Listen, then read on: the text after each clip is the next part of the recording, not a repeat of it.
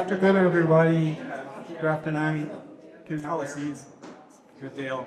My name is James McLeod, professor of history here at the university, and I'm the director of the Morgan Whitaker Stanky and our lecture series. And it is a real privilege to have that position, and it's my privilege to welcome you all here, to thank you all for coming out to hear Ralph Lorman deliver this lecture, which is an absolutely fascinating looking and wait to hear. Just wanted to say a quick word about the person for whom this series is named. Morgan was a beloved student at the University of Evansville, graduated about 15 years ago as a triple major here. Before that, she was an honors graduate from Harrison High School here in Evansville, and a two-time visitor to the National Spelling Bee. Some of you might remember her for that. And someone who made a huge impression on all of us. Had the privilege of knowing her while she was a student here. And Morgan recently tragically passed away all too soon. And her family and friends have incredibly generously contributed to make this a permanently endowed lecture series going forward. So the entire lecture series was a long time part of the academic and cultural environment here on campus, and we're absolutely delighted and incredibly grateful that we're able to reconstitute the lecture series with Morgan's name on it. So that's what we're about here. I should just quickly point out that a week from today, at the same time in a different place over in Ray Hall, there'll be another event in this lecture series, which will be the 4 faculty panel discussion. 4 of our faculty in arts and sciences who have recently had sabbaticals are going to be reporting what they got up to on their sabbaticals. So it'll be a very interdisciplinary and very interesting, fast-moving panel event, which will be in the John David Woods Theater. Yeah, John David Woods Lab, I believe it's called, over there in High Hall, 4 o'clock next Thursday. So you're all here to hear Ralph Lorman speaking. Ralph is a friend and a longtime colleague here, someone who took almost as much joy from visiting Europe and Harleston as Morgan Stanky did and as I did, and someone who's shared his love for art and his expertise with you now. So will you all please join me to welcome Ralph Lorman. Thank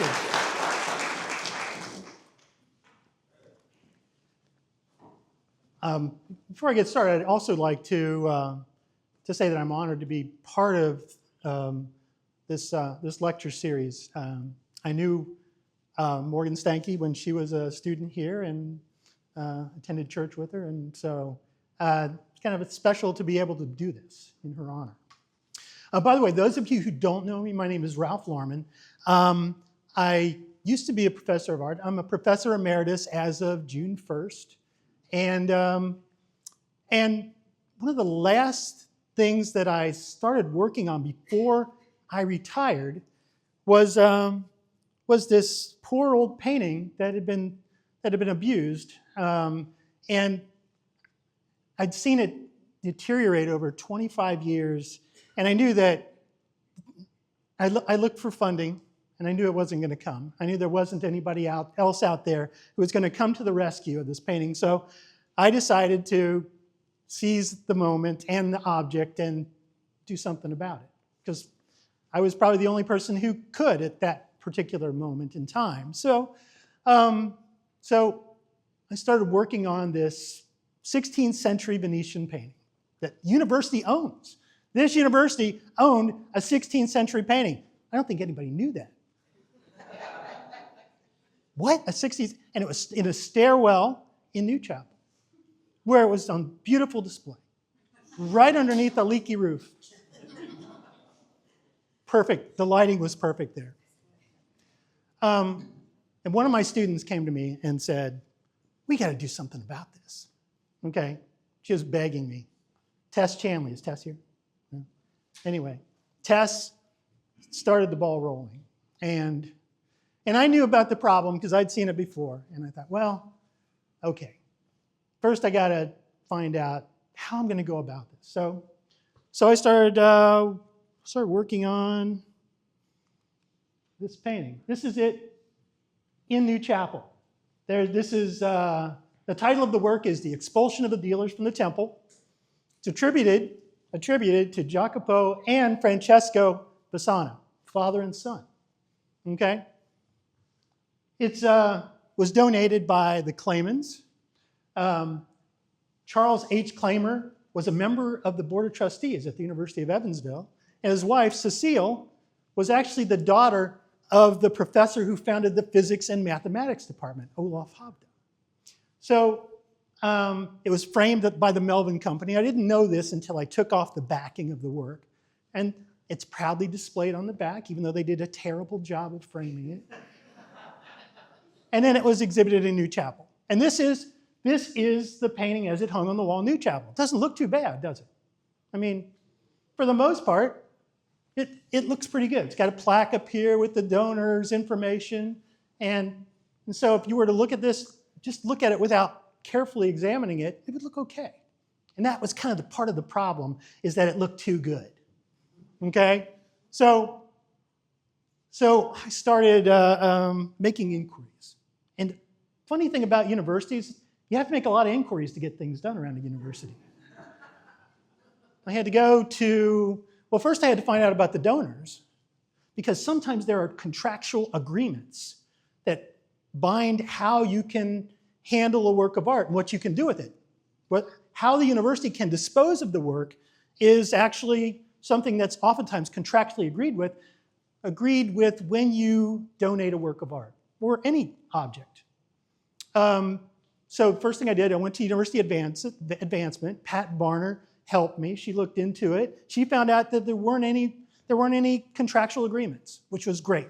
So I could move forward to the next step in the process. And I went on to New Chapel and asked the people over at New Chapel. New Chapel people were great. They said, we don't know anything about that painting. We didn't even know it was hung there. I loved them. And etc. We went right down the line. Little by little, I found out that actually I owned it because it was part of the art department collection. So all I had to do was go to my chair and say, can I take that painting off the wall and do something with it? And he said, go ahead. So that's what I did. And so I took this painting. And first of all, I need to tell you a little bit about it, okay? Why this work is important, because it's not just that it's a 16th century painting. That in itself is kind of an amazing thing. But this work has a lot of different unique characteristics.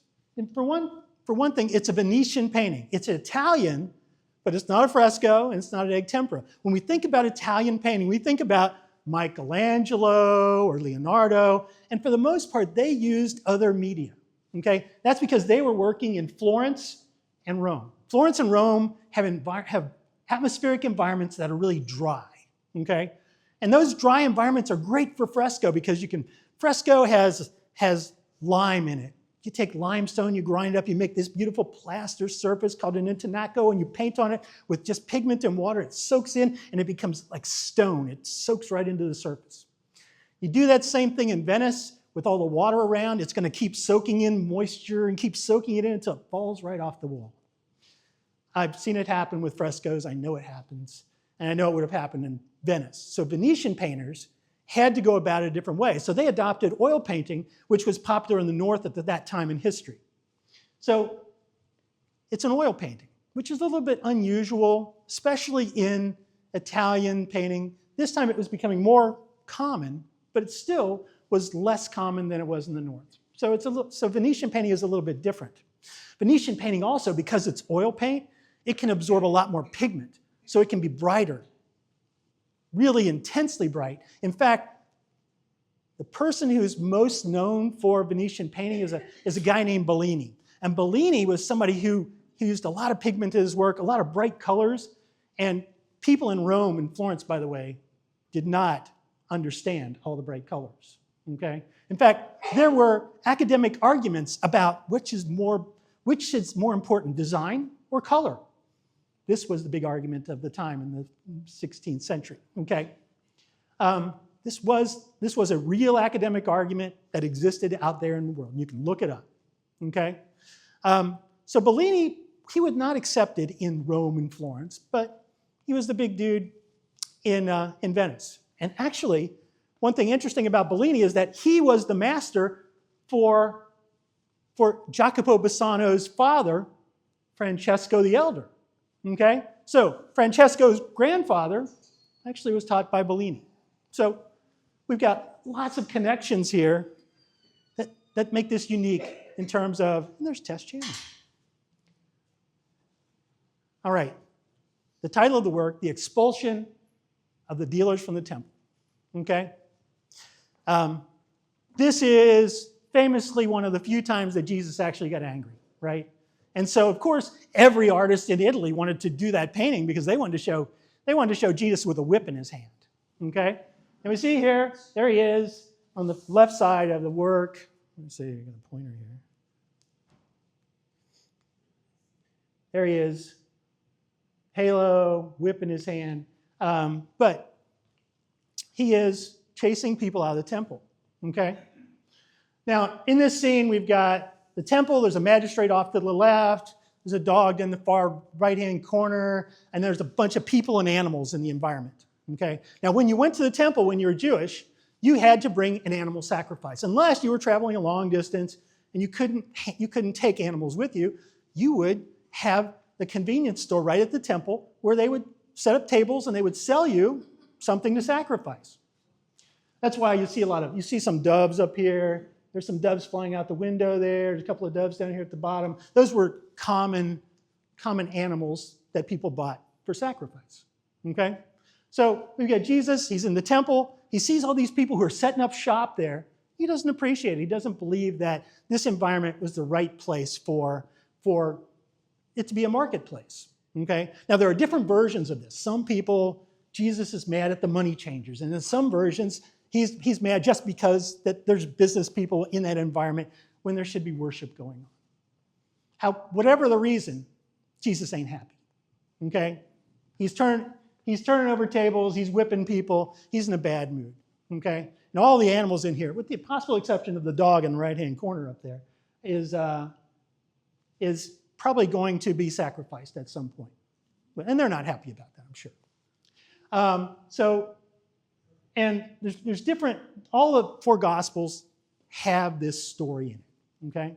So in a time period when the church is really dominant in people's lives, artists really liked doing biblical stories. It was ways of getting people engaged in their belief, but it was also ways to put into a visual form the things that people had heard or had been read to them, because most people were illiterate, okay? At this time in history, most people got their information from the Bible from somebody else who read it to them. So that's the theme. Oh, by the way, just kind of a side note, you see where the edges of this are? Right here. Since it's out of the frame at this point, I've got it out of the frame. It was larger. This thing was about 6 inches larger this way and this way. And at some point in history, somebody cut the center section out and re-hung it, okay, on another stretcher frame, okay? It might have happened in the workshop itself, or it could have happened later. It was common for people to take old master paintings like this and cut it into pieces and sell the individual pieces. They could get more profit if they cut it up.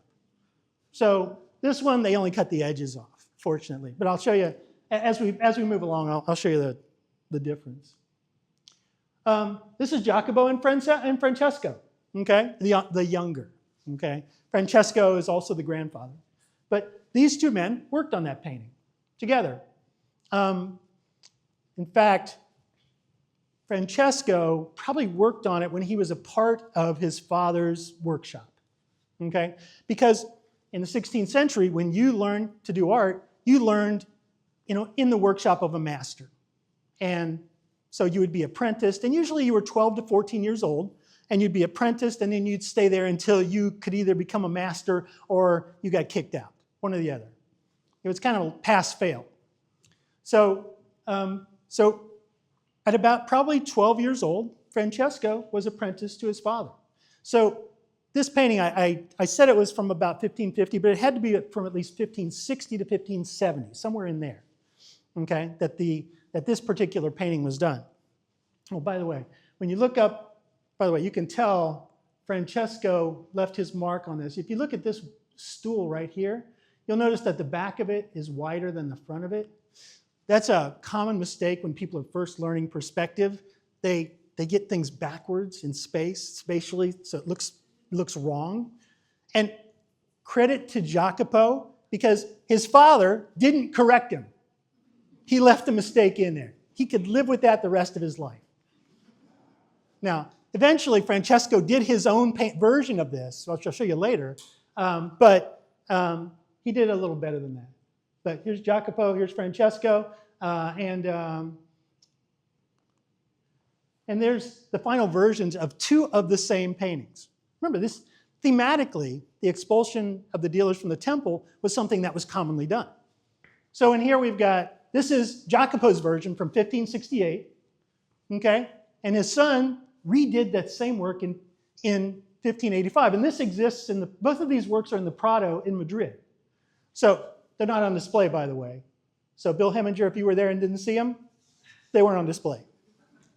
So we've got the same things going on in here. For instance, when we look at, if you look up in here, we've got the magistrate. Here's the magistrate here, okay? So we've got little stairs coming down here. We've got a lot of animals in the foreground. This case, Jesus is in the foreground, but Jesus is in the background back in here. So Jacopo really wanted to play up the merchants and all the things that they were selling in the foreground, whereas Francesco wanted Jesus to be right up front and center and where the action was going to be. Okay, so we've got two versions of the same exact theme, except the son has taken and rearranged the elements in the painting. Okay, so it's something that, and by the way, there's another version of this in the Getty Museum in California as well.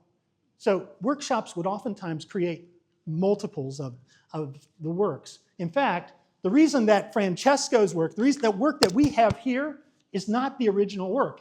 It's a copy from what his father would have helped him or would have been a developmental kind of piece, okay? The final work is the one with Francesco's name on it. That's what he would have perfected over the years until he got to that point that it was complete, okay? But the apprentices in Jacopo's workshop, like Francesco, would have been taking their time and making sure that they learn every little part of the process when they put this together. In fact, the fact that Francesco did the exact same one that we have here tells me that he probably did most of the design in the original that we have, okay? So the one we have is kind of a design for that end result.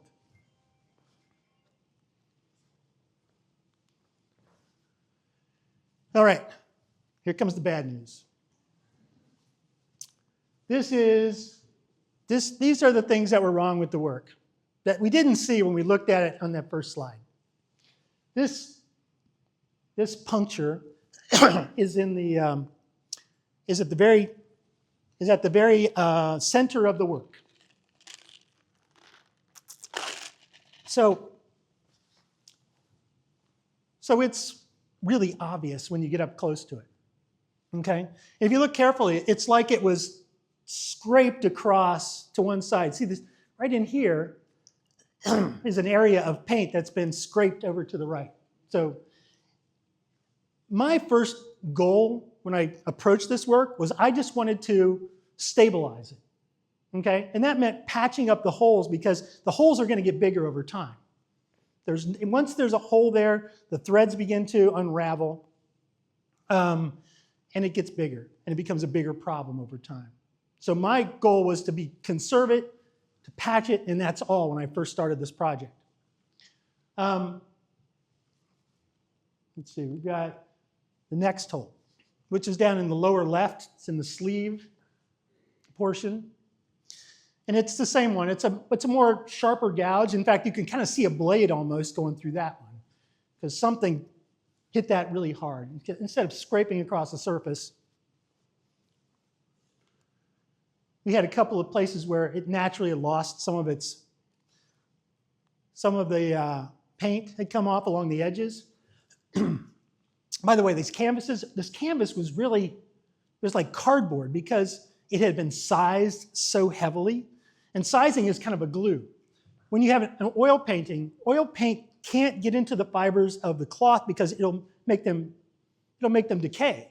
So the whole painting comes apart. So you have to size the canvas by using lots of animal glues usually. And so they soaked this canvas and then dried it, and it's like cardboard. It doesn't bend. You cannot take this off the stretcher and roll it up anymore. Okay? So puncturing it was pretty easy to do. And here's another small place on the side where the paint had been knocked off. The framer didn't know how to frame this work. They were unfamiliar with this kind of work. The Melvin Company was one of the biggest framers in New York in the 1950s. They just went out of business about 7 or 8 years ago, so they were in business for a long time. But this painting is thick. It's got big stretcher bars. So the frame itself is only about this thick, so that means that there was an extra inch of painting sticking out on the back. So what they did was they took some cardboard and they put it over top of it, and then they improvised with the hardware. Okay? There's a little bit of water damage left over from its visit to New Chapel. And this is a 450-year painting, 450 years old painting, so that's not that long a time, a few years in New Chapel. And then there was gum on the frame. I would imagine the owner is looking for it right now. And this is what the back of a 16th century painting looks like. There are 13 patches on this thing. I only patched 2 of them. So, and this is before I started patching. So each one of these little spots, here, here, here, here, here, here, all those were times in history when they'd been punctured. So it's not this first rodeo. In fact, one of the patches had the same linen that's in the canvas, so it probably happened in the workshop originally. So it was probably Francesco fooling around with his friends. You know how that happens. So those were the damage. That was the damage to the work. And so the first thing I wanted to do was stabilize it. So I started patching just the same way that these artists had done. Okay, right there's one of the holes that had to be patched. Then there's another one right down here. See that little? So whenever you go through the process of repairing a work of art, you have to make sure that the changes that you make can be changed. I can't make permanent changes to the painting because I have to take into consideration that somebody else is going to come along with better materials, better technology, better art skills that are going to be able to fix this again in the future. In fact, my replacement, Professor Anderson, is ready to take that on as soon as I go. So I started off by using polyvinyl acrylic with canvas, and I conserved the work by stopping the process of the expansion of those holes, those punctures. Okay? And when I first set out to do, that's all I wanted to do. I just wanted to make sure it wasn't going to get any worse. But I looked at it and I thought, this needs more than that. So I kind of decided to move on with it forward. So now I'll show you how I put it back together. Like I said, conservation was my goal. So I wanted to make sure that, well, this is one of my patches right here. It's the one in the center.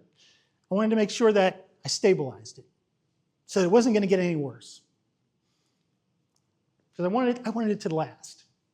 So it was I had to go through the process of taking it from New Chapel and talking to people along the way.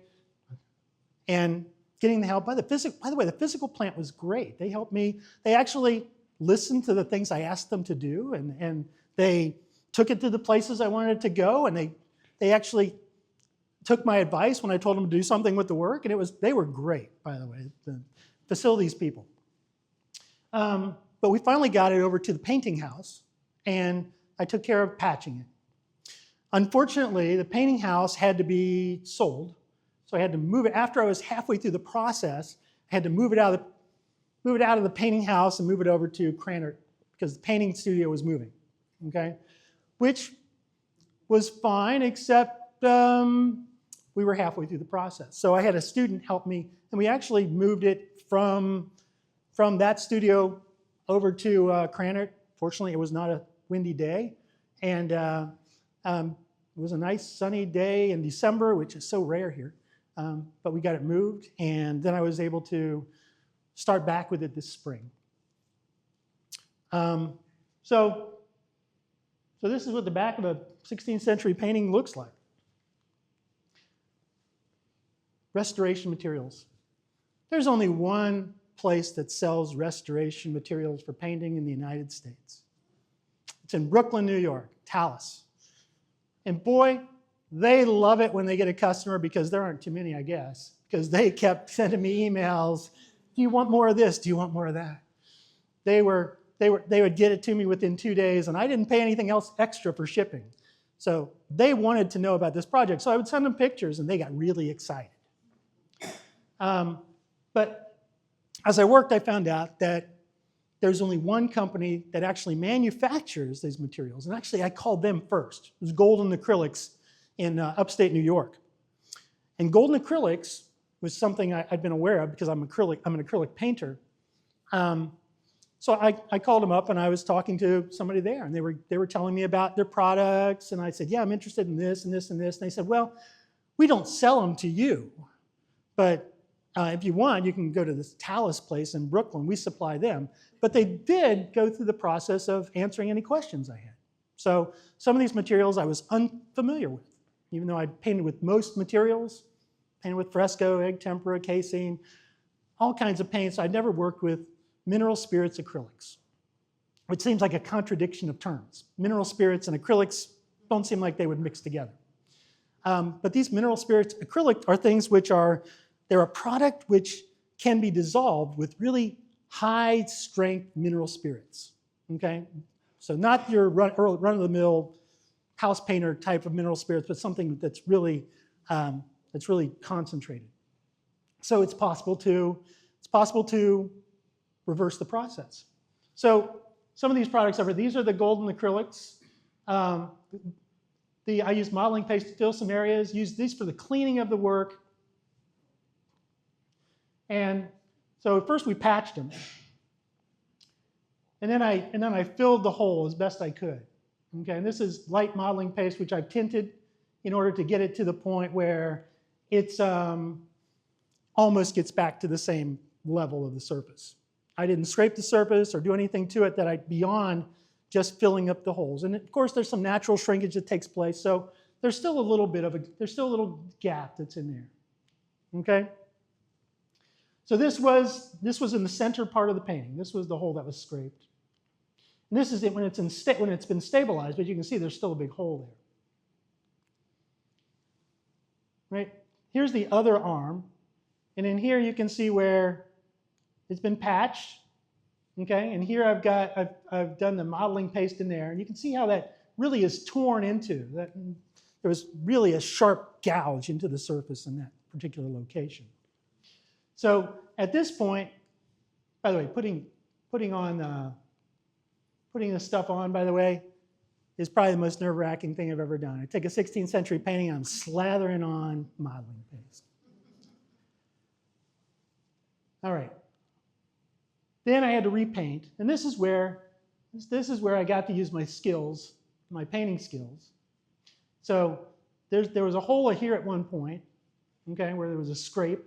And in this one, there was that gouge. So you can still see a little bit of that in there. This wasn't the final version, by the way. So at this point, it's mostly restored. And this was after we had removed the dirt and varnish from the previous 50 years or whenever the last time it was taken care of. In fact, I'm going to jump ahead here. Marissa Benson helped me take all the dirt and varnish off this painting over a couple of days, which usually this process takes a long time, but when we got 2 people working on it, working one end to the other, we were able to tackle it pretty quickly. It only took us a couple of days to do it. So, and that was a big part of being able to restore it because I couldn't put the modeling paste on, I couldn't do anything to the surface until after the old varnish was off. But here it was after we revarnished it, and you can see a little bit more blue here. By the way, this guy over here, he should have been way out here. Remember, there's about 3 extra inches all the way around that would have been on this originally. The yellow got brighter, so everything. And here's this place where it needed to be repatched. Here's the other spot, and then down here in the corner. So we're looking at the back of the work. And I had to solve the problem of the frame. Because remember that the original framers had put this frame on it that wasn't meant for that painting. It wasn't meant for a painting at all. It was meant for some kind of flat work because it was a real thin frame. It was thin in the back. It was actually a very ornate frame, pretty bulky actually. So what I did was I added an extra layer. I added an inch to the back of the frame. Okay, so it's cut here, cut with miters. Then I just screwed it directly into the old frame, so it was going to be permanent part of that frame. Because I don't care about the frame. If the frame lives or dies, that's fine with me, as long as it's there to protect the painting. That's what it's there for. Frame, by the way, could use some restoring itself, but I'm not going to do that. I'll leave that to Professor Anderson. So that was on there, and then that way the hardware could be placed on there without any extra bending of it, so it fit flat against the surface. So at that point, the painting started looking like it was going to survive. So here's the before and the after. So if you look in here, look at the color changes after the varnish. Like there's blue in here. There's a little bit of blue, but you don't really see it too much, but it's gotten more bright. The yellow's got much lighter. This has got sort of a brown tone overall, whereas in here, you can see some of the figures a little better. Like some of these figures, when we cleaned it, they weren't there when we started. And then suddenly, there's these little figures that popping up in the process. Some places the varnish was thicker. Some places it was dirtier. I don't know what or how that happened. It was not consistent throughout the surface of the work. So we've got the before and the after, and they're both in the frame. I think in the process of cleaning the frame, it might have dulled the gold finish a little bit. I'm okay with that. And so you can see it a little bit more. It's a little bluer out the window, but generally we see it changed a little in the process. There I am, showing off the puncture. See, that's where it was. And my assistant in the process was Marissa Benson. And Marissa was, to say that she was excited about the project is probably an understatement. She would text me in the morning and say, "Can I help today?" I said, "No, Marissa, I'm not even going to be there today, okay?" So she'd text me every morning, and eventually I said, "Yes, you can help me. For God's sake, come and help." Boy, she helped me move it across the street. She was in the studio. She actually helped me restore another painting, a contemporary painting, for Tammy Giselman. So this was actually our second restoration. The one that we restored for Tammy was a contemporary work, so it wasn't on the same scale, but Marissa helped me with that one as well. So she's an expert now. And by the way, I mentioned up here Tess Chanley bringing it to my attention. Tess was somebody who was visibly distraught when she came across the painting and saw the disrepair it had fallen into and the place it was hung. And you know, she was very persuasive, and I agreed with her, and I didn't want to do anything about it, but she motivated me.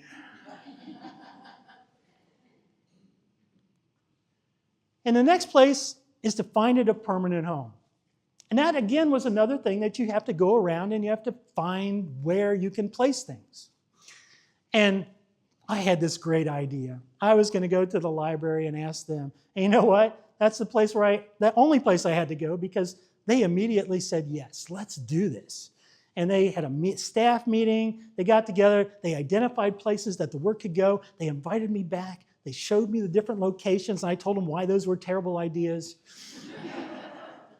But they had pointed out this one, and this one was an excellent spot. It's well lit. It's got northern light, so it's not getting direct light, okay? Which is fatal to a painting, because direct sunlight will fade it away. Fluorescent light will fade an artwork away. If you have fluorescent lights in your home and you have artwork there, it's going to look different in a couple years. Maybe you might like it better. It's not going to look the way it did, though. But they chose this spot, and I agreed that of all the spots that they had picked out, this was it. It was a spot that could hold the work, because this is a big piece of work. If you see it in person, it's like 5 by 6, okay, which is not, it's not as big as the Sistine Chapel, but it's big and it's heavy. In fact, yesterday they did this. So it's in the library right now.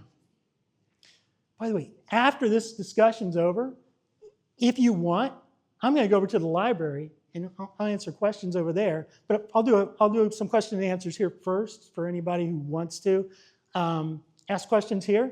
But then after that, I'm going to walk over there and you can come over and I'll answer questions on the spot. And you can see the surface better and you can see things about the work a lot better at that time. Okay? That's the work in its restored form. Really did a bad job with my Photoshop here. But this dog's still there. And remember that this painting would have been about this big originally. But this is the work by Jacopo and Francesco Bassano, father and son team. And it is a unique work of art. And it is something of probably more value than most of us know. And but thankfully, it's survived 450 years so that we have the opportunity to hang it in the library here. All right. Now, if anybody's got questions, I'm happy to take some, and then once we break up, I'm going to head over to the library, and anybody who wants to ask additional questions over there, feel free. Yeah. How much time do you think you spent on that? 150, 200 hours. It's a time-consuming process because each little thing takes a long time to do. And if you don't do it right, the next person who restores it is going to tell on you. Yeah. When you go to art school, they teach you how to restore a painting? No, they actually try to tell you not to do that sort of thing. Because they just tell you how to make them. They don't tell you how to restore them. But they do tell us, in art school, they do tell you best practices that you should follow so that your painting will last. And Jacopo and Francesco did all those things. So thank God, because otherwise it wouldn't even be in as good a condition as it was when I found it. Yeah. Well, how did you learn to do this, Ralph? You've done this before, No. You're a student who learned how to do it from working anyways. Yeah, she got trained. I didn't get trained. No, I credited myself, okay, because I did all the things that you need to do in order to restore a painting.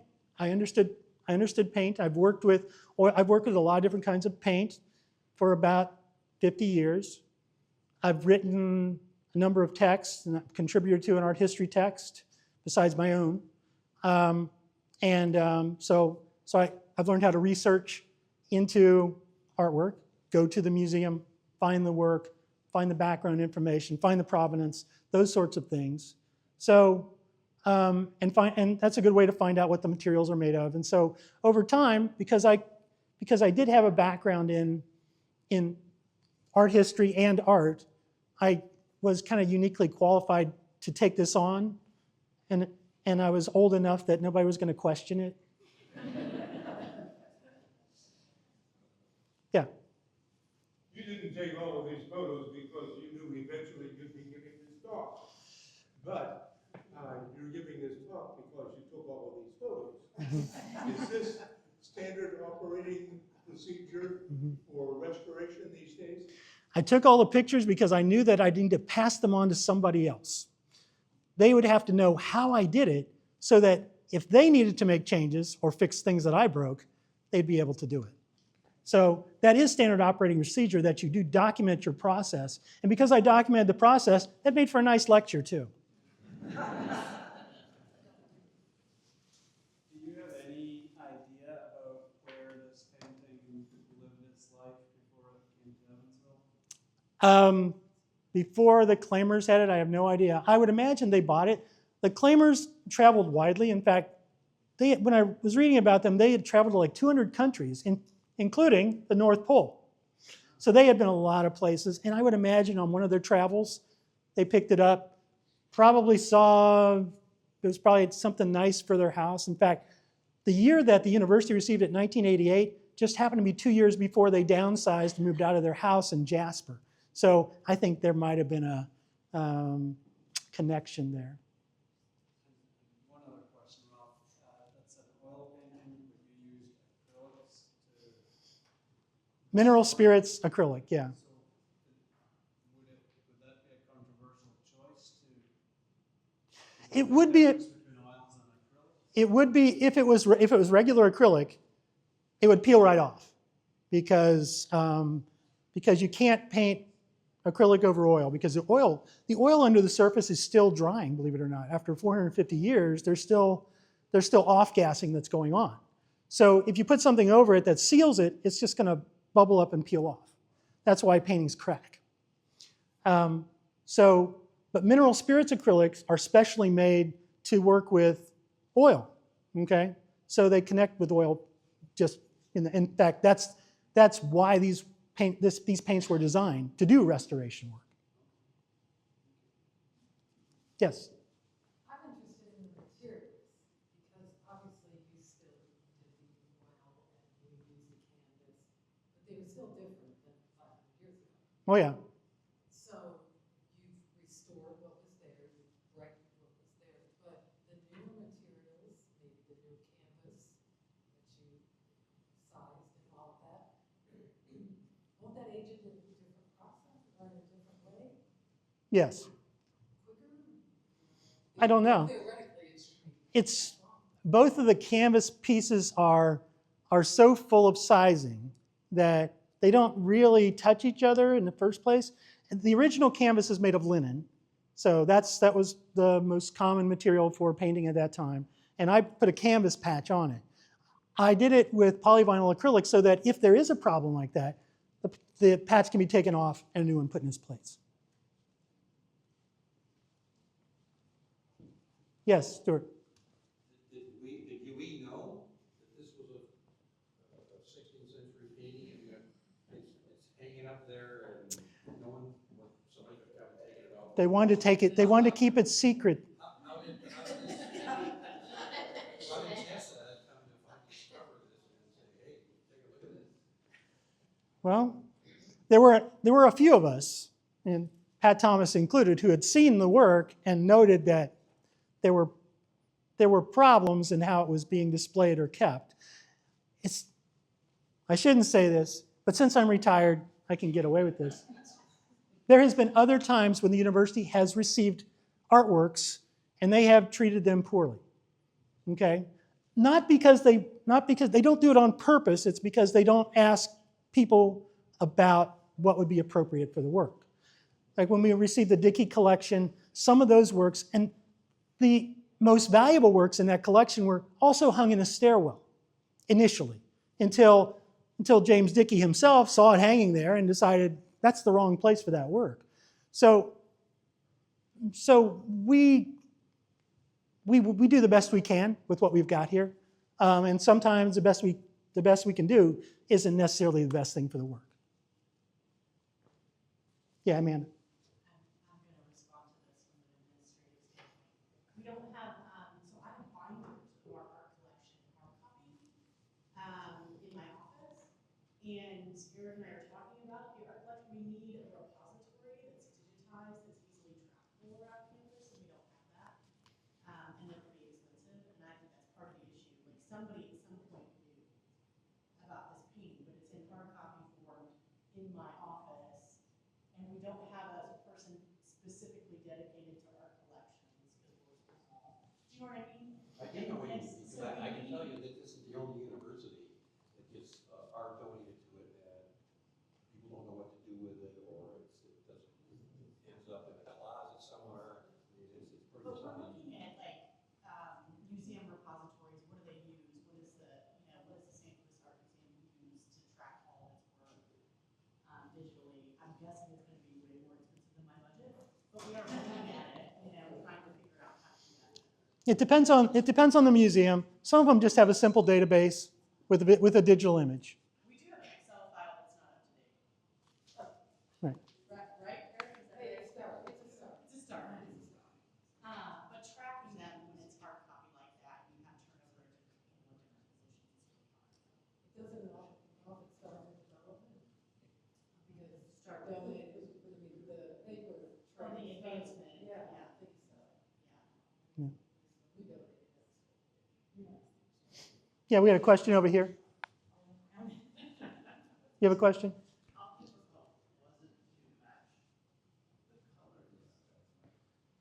That was hard. That was the hardest part of the process because the colors that I had were different than the colors that they had 450 years ago. So I had to approximate.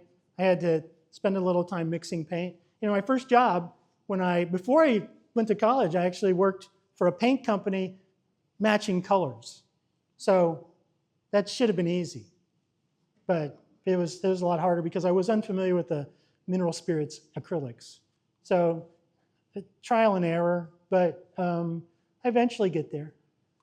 Believe it or not, chemists came up with a way to do that digital. Yeah, and they didn't tell me about it. That's why I don't have that job anymore. You go to Lowe's and you pick a color, and it figures out what to squirt down. That was a chemist. There's a little advertising going on over here. Yeah, Elle. I remember you have taught us in the past that like they used to use things like egg yolk and weird items like that whenever they were making paint. Like, did you use anything weird to mix your paints at any point, or? And for this project? Yeah, for this. No, Boo. no. The weirdest thing I used was the crud cutter, and I already apologized to the painting for doing that because I'm not sure how that's going to react. But it seems pretty stable from what I can tell. And we did remove we removed anything that would be left over, any residue that would have been left. So, but it really took off the paint. I mean the dirt. Don't want to take the paint off. Yeah. You said that you sprayed varnish on. Right. In a lot of paintings that I have seen that are much older, you can almost see the brush marks Mhm. from the varnish. So why did you choose spraying instead of? The less I could touch the surface, the better. So the less chance of damage.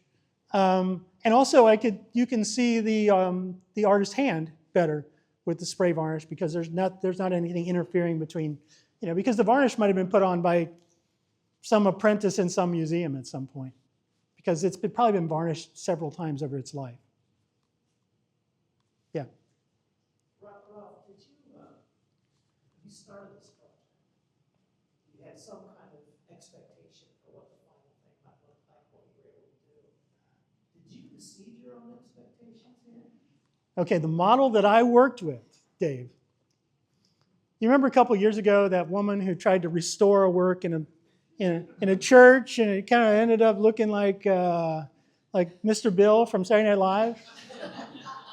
That was my model. I figured if I could do better than that, yeah, I set low goals. All right. Yeah. It's on the main floor. It's right, if you go to the information desk and look to your left, you'll see it. Mm-hmm. In fact, that's where I'm going next. So anybody's free to join me. So thank you all for coming.